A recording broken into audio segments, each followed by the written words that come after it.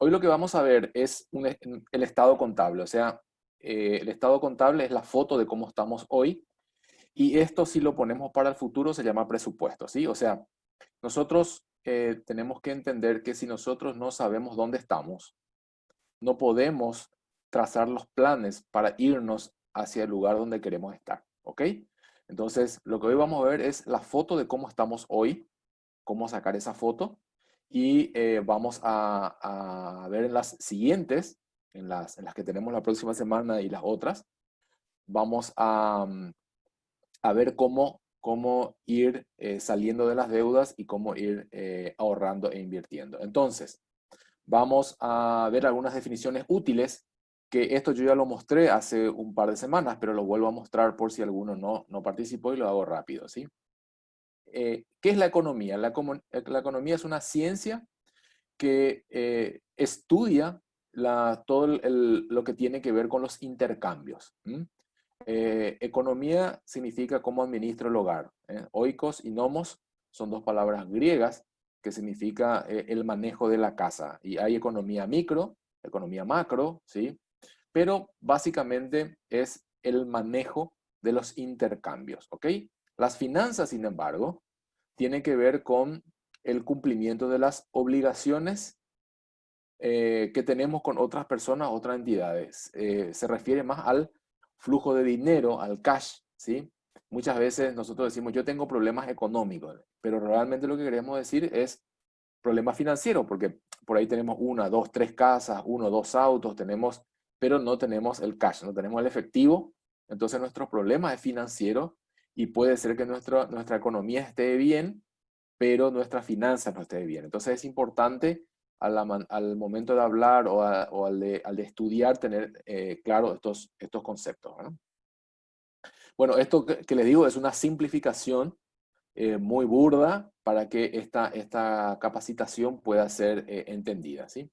Y patrimonio es todo bien que nosotros tengamos susceptible a una estimación económica. O sea, cualquier cosa que tengamos que podamos vender o cambiar es nuestro patrimonio. Ahora estuve viendo, hay un sitio donde, digamos, se está fomentando el intercambio, ¿sí?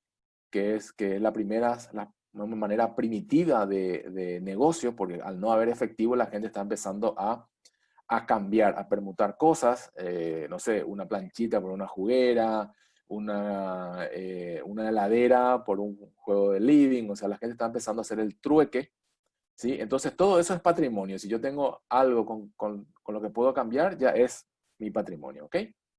Entonces, otra cosa es un activo, y esto es una cosa importante. Activo es todo patrimonio que genere dinero o evita gasto con balance positivo. ¿Qué significa eso? Por ejemplo, si yo vivo en una casa que puedo, o sea, la casa donde yo vivo es un pasivo. Y eso es una cosa interesante porque las cosas no son neutras. O son activos o son pasivos. No hay columna del medio. Entonces, una casa donde yo estoy no me genera dinero, ¿verdad? Y uno dice, no, pero me ahorra el alquiler. Ok, ok, puede ser. Pero en realidad no te genera dinero. Ahí lo que hay que ver después es si uno no puede vivir en una casa de menor valor y se puede quedar con la diferencia. Entonces, en ese caso, la casa se convierte en un activo, pero mientras no te genere dinero, no es un activo, ¿ok? No es un activo. Un pasivo es todo patrimonio que no genera dinero o que consume. O sea, toda cosa que me consume se llama pasivo. Un auto es un pasivo, un terreno es un pasivo, un florero es un pasivo, todo lo que tenemos en el cachivachero es un pasivo. Entonces, ¿por qué? Porque ocupa mantenimiento, ocupa lugar, el lugar se paga con los impuestos, etcétera. Entonces, o es activo o es pasivo. Después podríamos discutir detalles, pero les pido que tengamos en cuenta eso. ¿Una inversión qué es? Una inversión es una erogación para adquirir un activo. Por ejemplo, si yo les cambio la cubierta a mi auto y le bajo la suspensión y le tuneo, yo no le puedo llamar inversión. Es un gasto, a no ser que yo compita y gane dinero con eso. Entonces, digamos, inversión es solamente cuando yo me compro un activo. Comprarse un terreno para guardarlo para el futuro no es un activo, es un pasivo gigante, después lo vamos a hablar. Gasto es toda erogación para adquirir un pasivo. O sea, Si yo compro algo que no me genera dinero, se llama pasivo. Así nomás, así de fácil, ¿sí? Entonces, después tenemos la deuda. La deuda es el incumplimiento de un compromiso asumido. O sea, si yo estoy pagando las cuotas de mi préstamo a tiempo en el día, yo no tengo deuda, tengo compromisos a futuro que lo estoy cumpliendo. Ahora, si yo hoy 9 de julio tenía una cuota y no lo pago, a partir de mañana yo soy moroso por un día, por 2 días, por 3 días y ya estoy sujeto a multa por morosidad, ¿sí? A un aumento en los intereses, pasible de refinanciación, o sea, ya soy deudor. O sea, la deuda no es yo debo tanto por mi préstamo, pero estoy al día. Entonces no sos deudor, tenés un compromiso de pago calendarizado, compromiso asumido que lo estás cumpliendo. Entonces, eso es importante también tenerlo en cuenta, ¿ok? Eh, ¿Preguntas hasta acá? ¿Dudas, Isaías? Sí, hasta ahora no ninguna duda, ninguna pregunta con respecto al tema. Ok, perfecto. Sigamos entonces. Más que Canva Chivache en Facebook es el lugar de hacer los intercambios. Exactamente. No, no me acordaba el nombre. Sabía que era un nombre raro y no quería que se rían de mí, digamos, por Zoom. Entonces, por eso no le dije, bueno, pero gracias por el aporte. Exactamente eso, ¿eh? No lo puedo ni repetir. Cambachivachi, bueno, ahí esa es. Esa, yo había visto las noticias que, bueno, estaban preocupados los bancos y las financieras, porque cuando no hay plata de intercambio, los dueños de la plata están nerviosos, ¿verdad? Ok. Entonces, es la capacidad de decidir y no la casualidad lo que determina nuestro destino financiero, ¿verdad? Entonces, todo de acuerdo a cómo estamos nosotros, es un resultado de una decisión. Puede ser una buena decisión o puede haber sido una mala decisión. Entonces, digamos, el primer paso es reconocer que como estamos nosotros hoy, es el resultado de una decisión nuestra, ¿ok? Entonces así ya no tiramos la pelota afuera y nos quedamos nosotros como para poder jugarla. Ok, yo ahora voy a empezar a hablar sobre la personalidad financiera. Así como tenemos una personalidad emocional, alguno es flemático, otro es colérico, eh, digamos, así también tenemos una personalidad financiera. Yo voy a empezar a citar 6 tipos y ninguno de nosotros es totalmente uno u otro, sino que hay un perfil, ¿ok? Y ustedes se van a ir sintiendo identificados. Yo no les pido que me digan cómo se sienten ustedes, porque en realidad es un perfil, ¿verdad? Pero vayan haciéndolo mentalmente que esto les va a servir. Esta y otras grabaciones van a estar digamos, en el canal de YouTube de la Fundación, así que pueden recurrir, pueden compartir con familias, amigos en cualquier momento, porque esto no lo van a encontrar en los libros así armado, ¿verdad? Todo disperso puede ser, pero así armado no. Bien, primera personalidad, gastador. Gastador es la persona que no puede tener plata en su bolsillo. Parece que le pica todo. Tiene ahí un poco plata en su bolsillo, en su cartera y ya quiere luego como si fuera el viejo este, ya quiere desenvainar y disparar, ¿verdad? O sea, se pone nervioso cuando tiene algo de plata.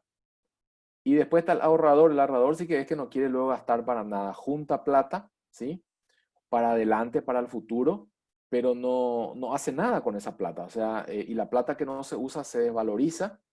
Entonces, esa plata, en vez de ser un activo, se convierte en un pasivo. ¿Por qué? Porque no genera plata. Lo ideal es que el dinero mismo sea un activo o trabaje para nosotros. Entonces tenemos el gastador y el ahorrador.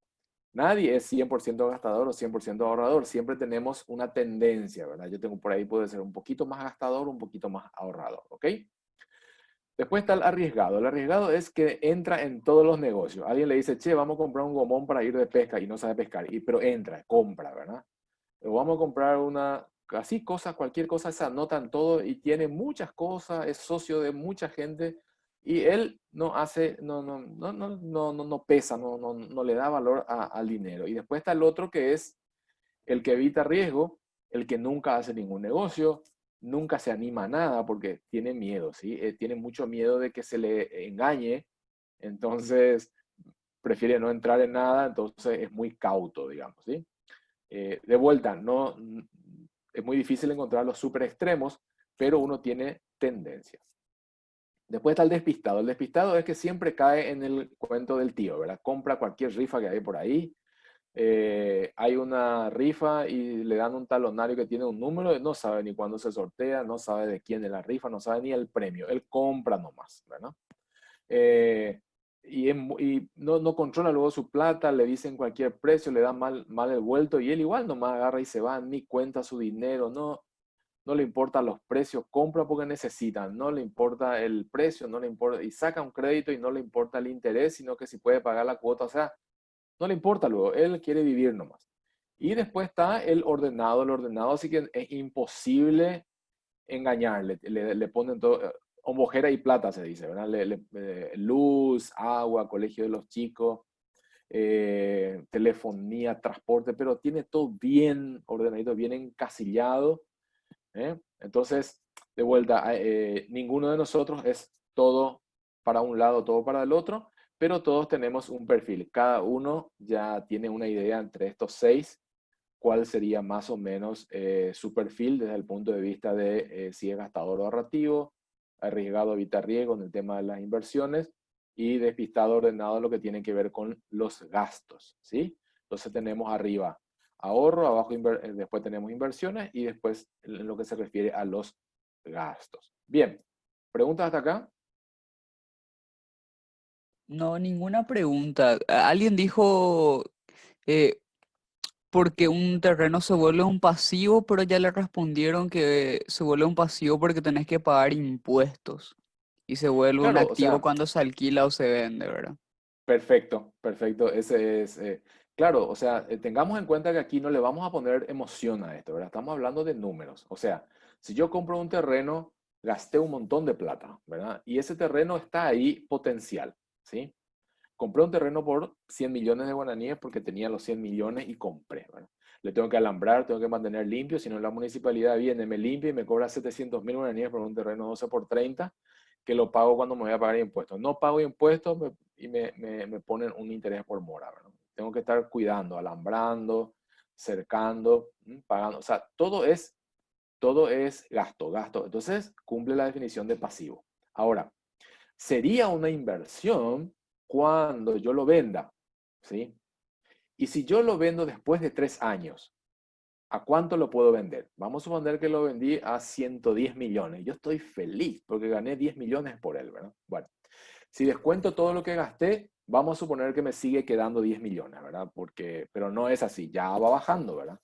Vamos a ponerle que en 3 años gastamos por él 2 millones. Entonces me queda 8 millones nomás ya mi ganancia, ¿verdad? Con respecto a la inversión más los gastos. Entonces yo en 3 años gané 8%. Y si le pongo anual, es menos del 3% anual que yo gané en 3 años por ese terreno. 100 millones, si yo meto en la bolsa de valores al 12% anual, voy a tener voy a tener 136 millones después de 3 años, ¿no? Entonces la pregunta es un activo o un pasivo? Acuérdense que el balance tiene que dar positivo. Esto yo lo voy a hablar mejor cuando hablemos de las inversiones, porque hay algo que se llama costo de oportunidad de capital, que es cuánto me pueden dar a mí en el sistema financiero. ¿Para qué voy a comprar yo algo y voy a tener que ponerle tiempo, atención, estrés, trabajo, si puedo hacerlo trabajar en el sistema financiero, ¿verdad? Encima, hoy no paga impuestos porque está siendo fomentado para que las bolsas de valores empiecen a moverse. Lo mismo que antes, los beneficios que antes tenían las cooperativas, que ahora pagan IVA. Por ejemplo, la bolsa de valores ya no paga IVA, ¿entendés? ¿Por qué? Porque es siempre ganancia pura, ¿verdad? Entonces, por eso es un pasivo, porque primero, porque no genera dinero y segundo, que yo en el caso que lo venda, tengo que tener un interés mucho más alto que el costo de oportunidad de capital y eso no se da. A no ser, a no ser que te pase una autopista enfrente y vos no lo sabías, ¿sí? Aquí, por ejemplo, yo vivo cerca de Laguna Grande y en salía un terreno estaba 25.000 guaraníes el metro cuadrado cuando a mí me ofrecieron. Ahora está $25.000, ¿verdad? Porque pasa enfrente del... Entonces ahí sí, no estamos hablando de eso, pero si al lado se te pone una estación de servicio, chao, se te cayó a la mitad otra vez, ¿verdad? Entonces depende mucho de los casos particulares, ¿ok? Genial. Bien. Entonces, Seguimos con nuestra lucha. ¿Cuál es nuestra lucha? Quiero, merezco, puedo. Muchas veces yo quiero o siento que merezco algo. El problema es que no puedo, ¿verdad? Entonces, ¿qué hago? ¿Qué hago? ¿Me preparo para comprarlo ahorrando o me voy y lo traigo y lo pago después, ¿verdad? Todo esto es una decisión importante porque si yo no ahorro para comprarlo y lo quiero ahora, yo tengo que pagarle a alguien esa definición. ¿Qué significa eso? Que yo tengo que pagarle lo que se llama interés. Y los intereses muchas veces nosotros no miramos el número del porcentaje de interés, miramos solamente si podemos pagar la cuota, ¿no? Entonces, si puedo pagar la cuota, ya está. Y cuando hago los cálculos, te sale 60, 70% de interés, que es una locura, ¿verdad? Es una locura. Entonces, digamos, ni qué decir de los préstamos de los usureros que pasan los 90, 120% anual. Yo suelo ver algunos casos que la verdad, y la gente se mete igual. Bueno, ese es el despistado, ¿verdad? Se mete en eso, no calcula y se pasa colaborando con las financieras y los usureros, ¿no? Entonces, importante tener en cuenta. Bien, yendo a lo que es la parte práctica ya, la piedra angular del éxito económico y financiero es el orden.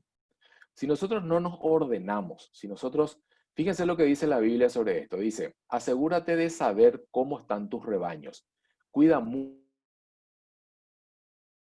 de tus ovejas, las son eternas, ni la fortuna está siempre segura. ¿Qué significa eso?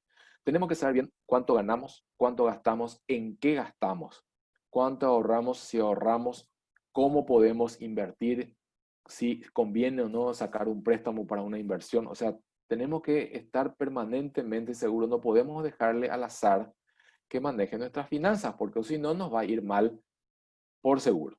Entonces, este orden a nosotros nos da una previsibilidad, una estructura que facilita después saber dónde podemos ponerle foco o conseguir más otro trabajo o hacer horas extras o bajar los gastos o reducir el ahorro o aumentar el ahorro, etcétera, etcétera, etcétera. Nosotros tenemos que ver al dinero como un servidor nuestro, que haga lo que nosotros queremos, no correr nosotros detrás del dinero, ¿verdad? Hay gente que, por ejemplo, toma otro turno o hace horas extra o toma otro trabajo porque no le alcanza el dinero, está corriendo detrás del dinero, ¿verdad? Entonces, eh, es importante saber eso, ¿verdad? El dinero es un buen siervo, pero un mal amo, es muy perverso, ¿verdad? Nos esclaviza. Bien, entonces la disciplina y el orden compensan los recursos. Fíjense, por ejemplo, un país como Japón no tiene recursos, compra de Singapur el agua para tomar, agua mineral, no tiene agua en su país y es uno de los países más ricos del mundo. ¿Por qué? Por el orden y la disciplina.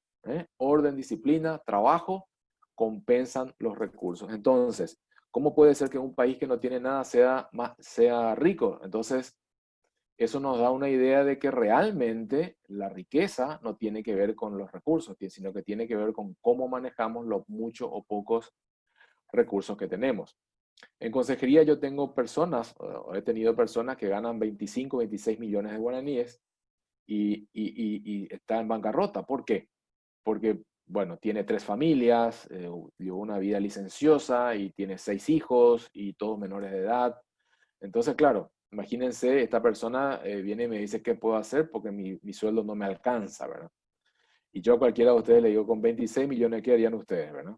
¿Le alcanzaría o no? Bueno, todo diría, uy, sería tan feliz, bueno, pero esta persona no. Entonces, hay que tener en cuenta que todo depende de la perspectiva que tenemos nosotros con respecto a los recursos. ¿Preguntas hasta acá? ¿Comentarios? No, más que el tema del ahorro dicen que no es bueno porque se evalúa tu dinero. Sí, se devalúa. Devalúa, Sí, puede ser, se no es devalúa. evalúa. El ahorro, bueno, muchos piensan que el ahorro, claro, lo que pasa es que de vuelta, muy buen comentario.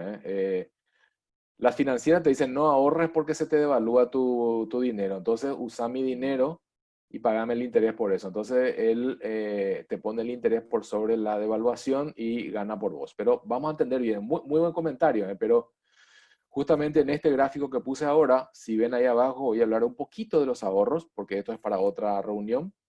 Pero muy interesante tu comentario, pero es una verdad a medias, ¿ok? O sea, es cierto, pero hay también otro detalle a tener en cuenta. Otro comentario, Isaías, otra pregunta.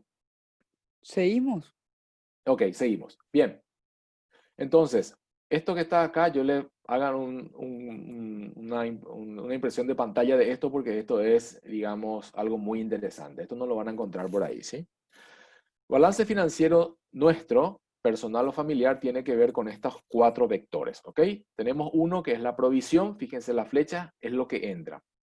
La provisión es lo que entra, que puede ser salario, cobrar algún alquiler, un trabajo extra, no sé, me gusta cocinar y hago tortas, hago comidas para Navidad, Año Nuevo, San Juan, lo que sea, o cualquier rendimiento de la inversión, bolsa de valores, acciones, bonos, lo que sea, ¿verdad? CDA, plazo fijo. Entonces, todo eso que entra a mis finanzas es la provisión, ¿ok? Es la provisión. Bien. Ahora, ¿qué salen de ahí? Salen 3 cosas, ¿sí? Y voy a ir recorriendo. Primero, el que está a la izquierda, que se llama, que es gastos. Ahí es todo lo que es para vivir. Acá no estamos evaluando si es necesario o no. Estamos diciendo que es un gasto, ¿sí? Vivienda, ahí puede ir comida, vestido, luz, agua, basura, impuestos. Transporte, ¿sí? Combustible, mantenimiento de los vehículos, perforación del registro, patente, etcétera, etcétera. Ocio, diversiones, cine, etcétera. Comunicación, datos, telefonía, lo que sea. Y educación, bueno, todo lo que tenga que ver con farmacia y todas esas cosas, vestidos, está todo en vivienda. Todo eso es gasto. ¿Por qué? Porque lo que yo pago ya no recupero, no, no lo recupero más. Ahorros. Vamos a hablar de ahorros. El ahorro tiene 3 vértices, ¿sí? Uno de ellos es para emergencia, ¿sí? Emergencia es cuando necesito la plata ya y ahora. Yo tengo que tener en mi casa, yo recomiendo, ¿verdad? Muchos se ríen y me dicen, esto es una locura, pero realmente no. Tener entre 2 y 3 salarios guardados en la casa. ¿Por qué? Por cualquier cosa. ¿Y qué puede ser cualquier cosa? Por ejemplo, pandemia, ¿sí? Mucha gente sufrió mucho porque no tiene ahorro disponible. O sea, el primer mes de la pandemia, nadie podía retirar la plata del banco. Y cuando uno necesita para una emergencia, es un viernes a la noche o un sábado a la noche. Y hasta el lunes no podía retirar la plata. Y el cajero puede sacar máximo 3 millones de guaraníes por día, ¿ok? Entonces, realmente el dinero en tu casa, en una caja, se devalúa. Es cierto. Pero para el caso de emergencia, vos salís y te vas al banco a sacar al 0,5% efectivo con tu tarjeta de crédito o pedís prestado, si es que alguien te quiere prestar, te va a poner interés encima y va a ser siempre por arriba de la devaluación, que en Paraguay tenemos un 4% anual, entre 4 y el 10 navega el país, la verdad que es un paraíso comparado con el 40 o 50 que tiene Argentina, por ejemplo, ¿no? Previsión es ese ahorro que yo estoy previendo para algo que yo sé que voy a necesitar. Por ejemplo, el próximo año me tengo que cambiar mi heladera. Entonces yo empiezo a ahorrar, ya sea en una cuenta en el banco o voy metiendo a plazo fijo, plata que yo voy a retirar el próximo año y me voy a comprar, me voy a cambiar mi heladera. Voy a vender la que tengo, voy a regalar por lo que sea y voy a comprarme en efectivo una heladera. El siguiente año el lavarropa, después el microondas y la tostadora, y después voy a hacer mantenimiento del auto, voy a levantar el auto, voy a pintar la casa. O sea, la previsión son gastos que yo sé que lo tengo que hacer. Y el tercero es inversión para, ahorro para inversión, que es cuando yo voy a empezar a juntar dinero para invertir. Voy a comprar, voy a asociarme con alguien para poner un negocio, voy a meter en la bolsa de valores para comprarme un bono, etcétera, etcétera, etcétera. O sea, estas son las 3 patas del ahorro. Entonces, como dijo el comentario ese, el ahorro no conviene porque se devalúa. Sí, pero solamente en una de ellas, en la que tenés en tu casa. En la que tenés en el banco, normalmente, normalmente te ponen un interés que es el porcentaje de devaluación o un poquito menos, también se devalúa, es cierto, pero lo tenés que tener, ¿verdad? Lo tenés que tener porque si vos necesitas y no lo tenés, conseguir dinero de afuera te sale más caro que la devaluación y si haces el cálculo, no te cierra nunca, ¿verdad? No te cierra nunca. Entonces, es importante, si yo no tengo ahorros, si yo no tengo ahorros, nunca voy a obtener riqueza, porque la riqueza es la acumulación de recursos, ¿sí? Riqueza es acumulación de recursos. Todas las personas que son ricas son porque tienen muchos recursos, ¿sí? ¿Y cómo lo hicieron? Ahorrando o juntando, ¿verdad? La tercera salida es el dar, ¿sí? Y muchas personas no le dan importancia al dar porque piensan que que no tiene razón de ser y que no es productivo. Sin embargo, ¿por qué ustedes piensan que Bill Gates, Warren Buffett, Mark Zuckerberg, Bezos y toda esa gente hiper multimillonaria, por qué sus fundaciones dan hasta el 90% de sus ganancias? ¿Ustedes por qué creen que es eso? Porque cuando yo más doy, más recibo. Y mucha gente no da nada y cada vez recibe menos. ¿Eh? Y esto es una enseñanza bíblica que aplican los ricos.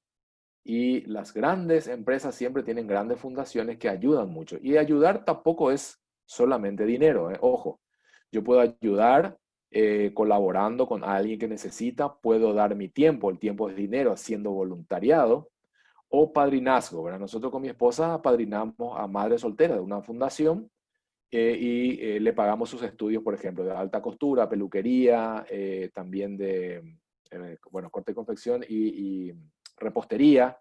Y para nosotros, verlas con el título y que nos invitan a su egreso es el pago que recibimos, ¿verdad? Entonces, digamos, si yo no doy,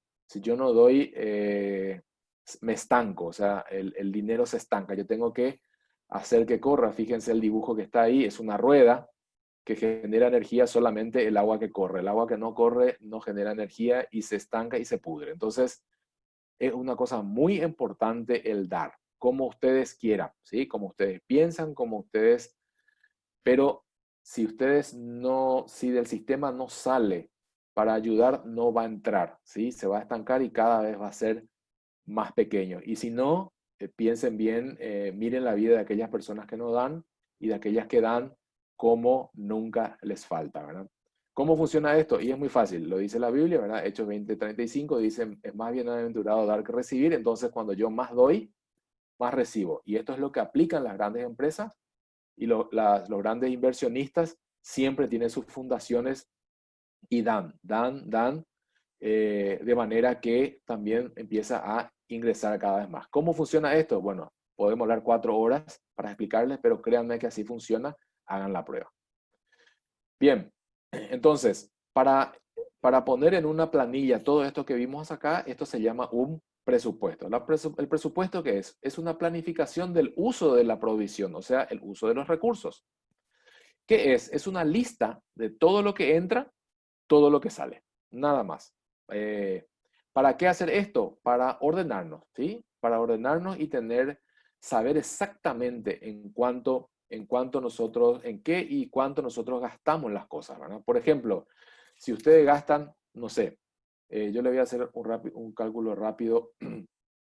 Si ustedes gastan, póngale, ahora con la pandemia, por día, sí, por día, ¿cuánto uno puede gastar en comida? 80.000, 100.000 guaraníes por día en la familia. Me van a decir, ¿es mucho, es poco? Bueno, vamos a poner 100.000 para poner 80.000, para poner números redondos. 80.000 por día, ¿sí? Estamos hablando de 30 millones al año en comida, ¿ok? Entonces, cuando ustedes anualizan, como hacen las empresas, pueden ver que es prácticamente hoy se puede comprar un auto usado por 30 millones. O sea, pero no voy a dejar de comer por un auto, pero digamos, es para tener esa relación de cómo anualizando en el año pesan las cosas. Una persona que gana, por ejemplo, 5 millones de guaraníes, una persona que gana 5 millones de guaraníes, en el año gana 65 millones de guaraníes. 65 millones de guaraníes gana en el año. Entonces, digamos, hay que anualizar y es importante, hagan este cálculo, por ejemplo, al año, cuánto gastan en teléfono, cuánto gastan en diversión, ocio, farmacia, peluquería, ropa. Bueno, ahora con la pandemia ya no hay peluquería ni ropa, pero normalmente, fíjense, entonces uno puede empezar a ponerle el ojo a las cosas cuando anualiza, ¿sí? Cuando multiplica por 365 o por 12 o por 13, depende de lo que es, ¿sí? Entonces, un presupuesto mensual es lo que ustedes ven acá. Esto que ustedes ven aquí es un análisis presupuestario real de una persona, de una entidad pública, no les voy a decir el nombre ni la entidad, pero es real, ¿sí?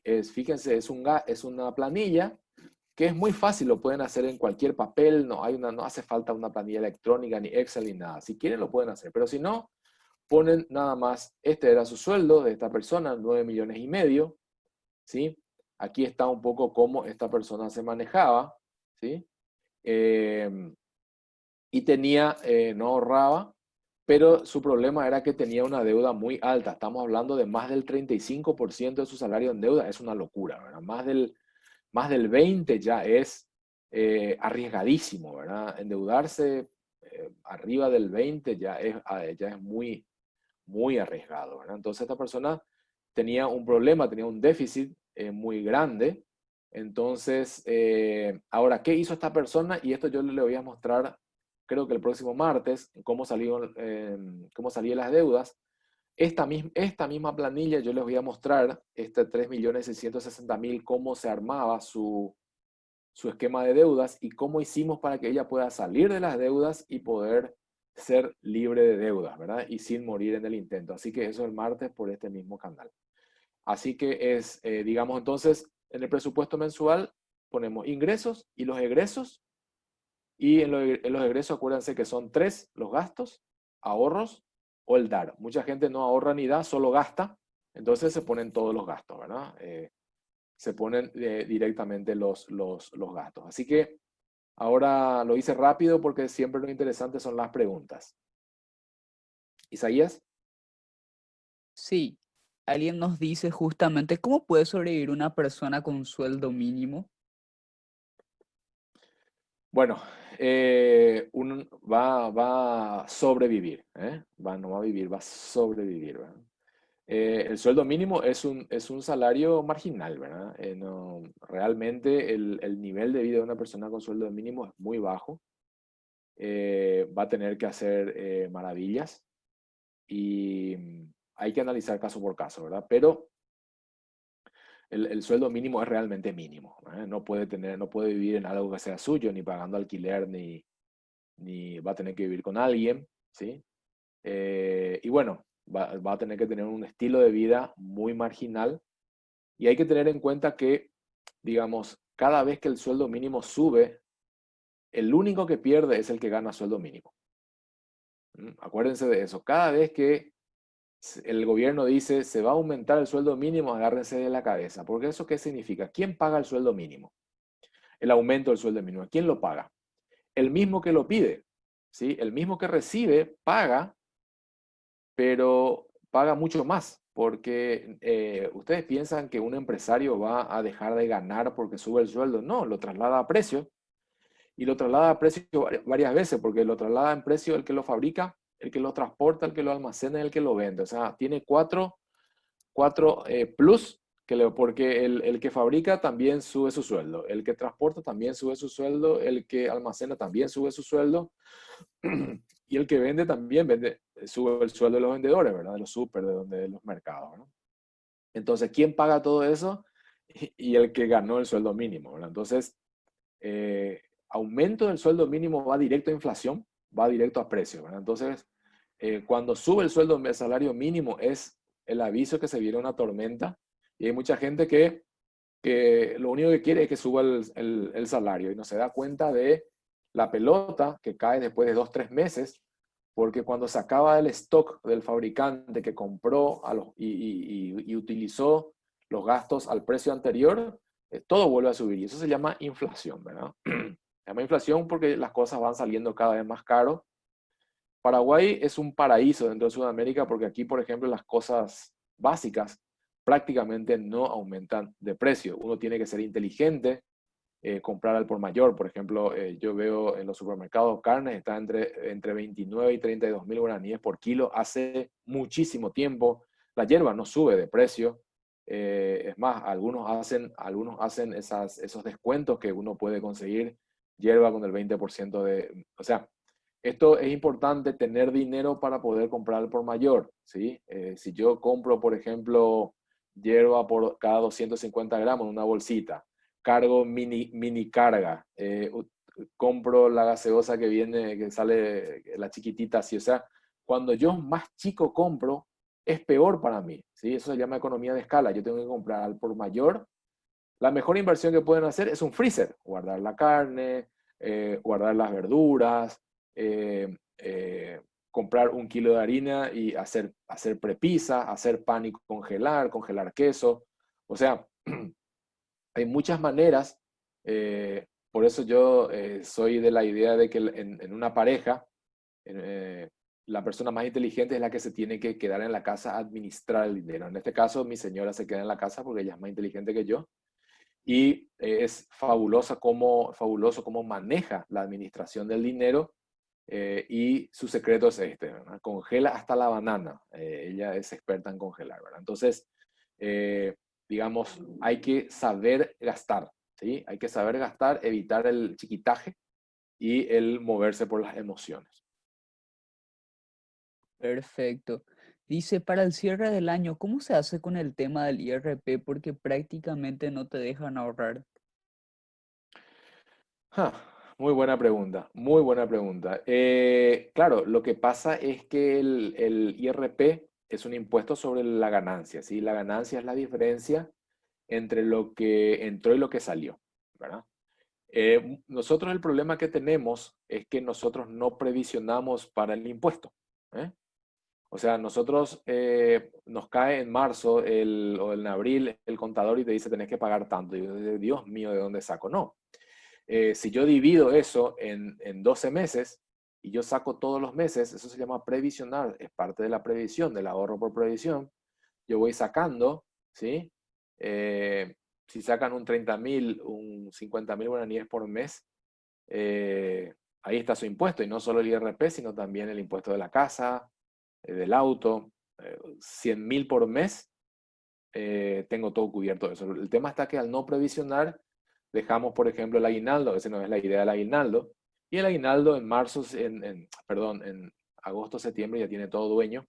Entonces, todo esto es poner acá en esta planilla, para hacer el cálculo y ver cuánto tengo que sacar. Y parece muy poco, 30.000 por mes. Y dice, ah, pero esto es muy poquito, pero estamos hablando ya de prácticamente 360.000 guaraníes el año, que bueno, los impuestos están más o menos en esos valores, ¿verdad? Y el IRP sí, es un porcentaje de la ganancia. No estoy de acuerdo, yo no estoy de acuerdo, pero tengan en cuenta que esa plata que se nos saca es gasto público, ¿verdad? Entonces la única manera de que se reduzca eso es bajar el gasto público, y por otro lado nosotros pedimos gasto público, ¿verdad? Entonces es una discusión interesante, el tema de los impuestos, ¿no? Y también pedir factura por todo para poder, pero si yo pido factura me incrementan el precio, o sea, es todo un círculo que nosotros culturalmente no estamos preparados, pero tenemos que empezar a mirarlo y tratar de ordenarnos. De vuelta es importante el orden. Bueno, perfecto. Nos dicen también, em, conviene comprar para reserva los días de oferta con tarjeta de crédito. Bueno, Eh, tarjeta de crédito tenemos el próximo jueves, creo que sí, pero tarjeta de crédito, si uno lo sabe usar, es una herramienta muy buena, ¿verdad? El tema está que nosotros la tarjeta de crédito tenemos que usar como medio de pago, no de crédito, ¿sí? también Fíjense nos que el pre- nombre, el nombre ya te engaña, ¿eh? Ah, no, disculpe, también nos preguntan si es que la educación no se considera una inversión. La educación que te va a generar dinero, sí. ¿Eh? O sea, por ejemplo, si yo saco un préstamo para estudiar técnico en refrigeración, me recibo, empiezo a trabajar, sí, claro, claro que sí, claro que sí. Pero la educación básica no, porque la educación básica, hoy salen los chicos de colegio y hay que pagar el cursillo. Pagamos 2 veces. no, el que sale de la secundaria hoy no está preparado para, no puede competir con nadie, sino es un trabajo manual y marginal, ¿verdad? O sea, inversiones, acuérdense que la inversión es cuando yo invierto en un activo, ¿verdad? Si yo soy activo, claramente sí, ¿verdad? Ahora, si yo voy lo puedo incluir dentro de mi capacitación total, ¿eh? Mi capacitación total, o sea, desde que entré en preescolar hasta que salí del máster de la universidad o de la tecnicatura o de la licenciatura, entonces yo voy a ver si toda esa plata, en qué momento yo voy a recuperar. No me va a cerrar, no me va a cerrar. En realidad yo lo que yo estudio para subir mis ingresos, no es una inversión, ¿sí? Es una capacitación para subir mis ingresos que es diferente. Subir mis ingresos es una cosa, pero la inversión es otra cosa. La inversión es algo que me tienen que salir positivo el retorno, ¿sí? Y si yo cuento mis estudios desde preescolar hasta la licenciatura, por ejemplo, no me va a cerrar, ¿verdad? Yo he pagado en dólares un curso, un máster en el exterior, y me ha retribuido, he ganado mejor sueldo gracias a eso, pero nunca me va a cerrar, ¿verdad? O sea, se puede llamar como un paso importante en la capacitación del entrenamiento, pero desde el punto de vista financiero, es cuestionable que se lo llame, es una inversión. Digamos, desde el punto de vista práctico, uno dice, bueno, realmente es una inversión la educación. Y sí, porque aumenta los ingresos, pero cuando uno hace el ROI, el Return Over Investment, o el retorno sobre la inversión, no te da, ¿verdad? Te da negativo. Entonces, financieramente no es una inversión, pero espero que se entienda lo que estoy tratando de decir, ¿verdad? Perfecto. Dice también, sería bueno bajar el impuesto de las empresas que quieren invertir. Eso va a generar más empleo. Sí, claramente, claramente sí, sí, sí, sí, pero mientras se agranda el Estado es imposible. Es imposible porque el gasto público sube y ¿quién va a pagar eso?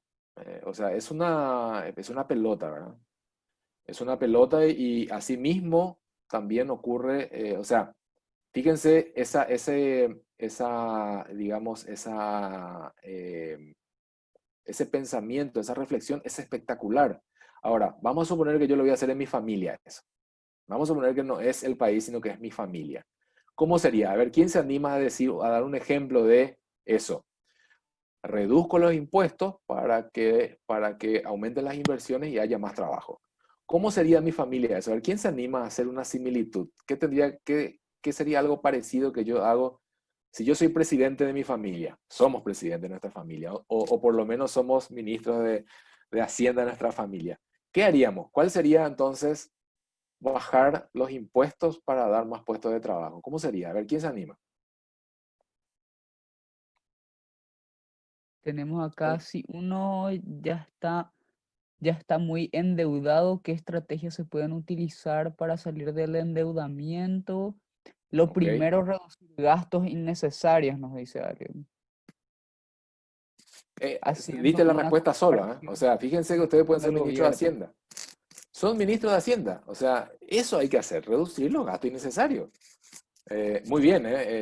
Estoy Dejar muy de comprar contento. de más, por ejemplo, también nos dicen. Dejar de comprar de más, dejar de gastar mal, gastar bien, eficiencia en el gasto. O sea, ustedes son ministros de Hacienda. Lo que pasa es que estando allá, ¿verdad? Hay otro tipo de presiones, y ustedes me entienden, donde uno dice, pero ¿por qué no lo hace para ser tan fácil? Bueno, igual nosotros en nuestras casas, ¿eh? Igual nosotros en nuestras casas compramos cosas que no necesitamos con plata que no tenemos para agradar por ahí a gente que ni le importa, ¿verdad? Entonces, digamos, hacemos gasto porque tenemos un shock emocional, hacemos, por ejemplo, una fiesta de 15 para nuestros hijos, para nuestra hija, enorme, y después al día siguiente la cerveza no estuvo fría, la carne estuvo dura, me apretaba mi vestido, mi zapato me peló todo, qué fea que estuve. Bueno, la torta se manchó, se perdió esto. Entonces, un montón de gastos y yo te estoy pagando en cuota por 3 4 años, así que le tengo que decir a la nena que no se intente casar hasta dentro de 5 años que vamos a pagar recién su fiesta de 15, ¿verdad? Entonces, y todo esto son gastos que uno emocionalmente los considera necesarios, pero realmente es innecesario. O sea, si uno está en una situación, esto hay que plantearlo como proyecto familiar. Esto no se enseña en la universidad ni en los colegios. Y nuestros hijos tienen que aprender a salir de esta situación, porque si nosotros no le mostramos a nuestros hijos que estamos con problemas financieros y que tenemos que hacer algo para salir, le estamos condenando a que ellos pasen por eso y peor. Yo escucho chicos que le dicen a su papá, ¿por qué no saques plata al cajero? Si el cajero te da plata, ¿cómo vas a decir que no tenés plata? Andar al cajero y sacar. Claro, porque ve que siempre va y saca plata al cajero y el papá le dice, no, pero después nomás, o dice, no, todo el mundo tiene una mochila con esa, que tiene 3 rayas, de esa marca que todos conocen, marca alemana, entonces yo le tengo que comprar a mi hijo, sale un platal esa mochila, pero todos tienen y como mi hijo no va a tener, pobrecito, mi papá no tuvo y yo tuve que forzarme y trabajar y ahora que tengo, mi hijo no va a pasar por eso. En realidad lo que estoy haciendo, le estoy quitando una oportunidad a mi hijo para aprender. Y hay un viejo dicho que dice, mi abuelo, esto lo dijo un jeque árabe, mi abuelo andaba en camello, mi papá andaba en Range Rover, yo ando en Maserati, mi hijo anda en Maserati, mi nieto va a andar en camello. ¿No? ¿Por qué? Porque su hijo nunca aprendió lo que vio el papá ni lo que vio el abuelo. ¿Sí?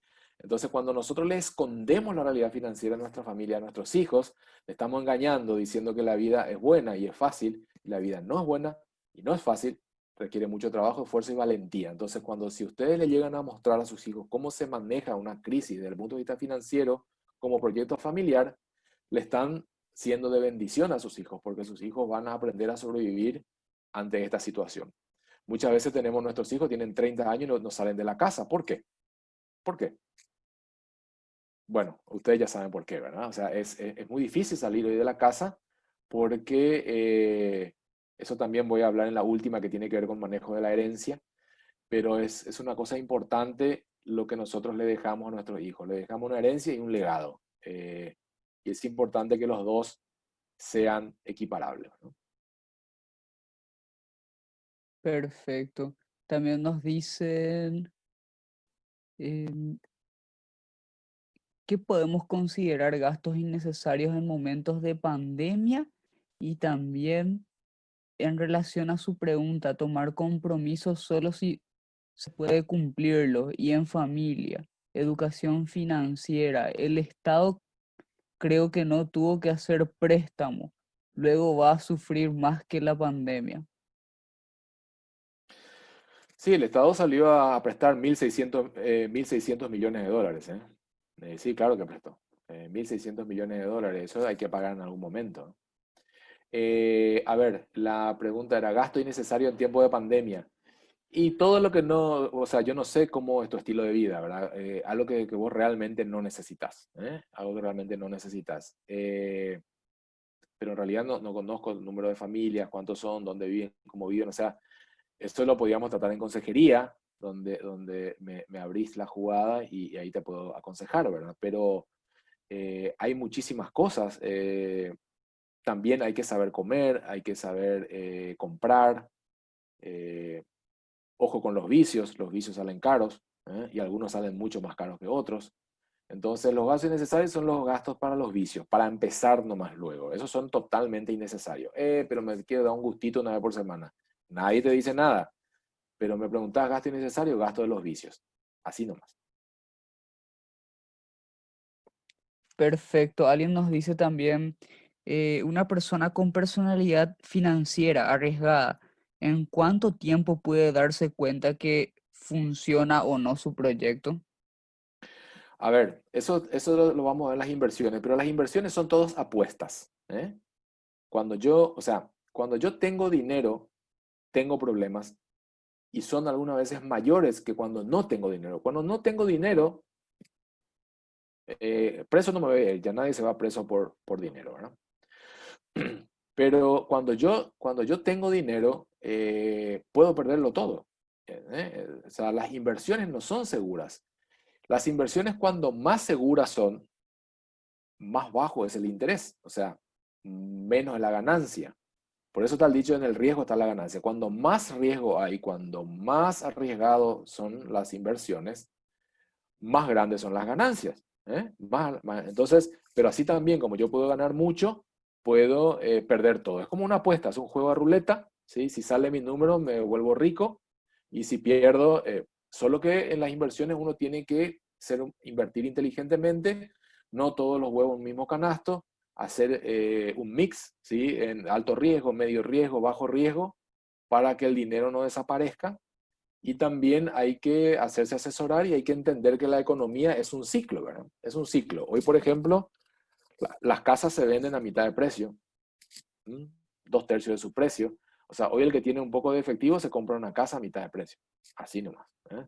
Y después cuando salgamos de la pandemia, cuando crezca de vuelta la economía, los precios van a subir y yo puedo volver a vender. Entonces, pero para eso hay que tener el efectivo, ¿verdad? Hay que tener ahorrado plata, si no, es imposible. Bueno, dice, si el Estado tiene reservas de aproximadamente 600 millones de dólares, ¿por qué presta 1.600.000 de otros?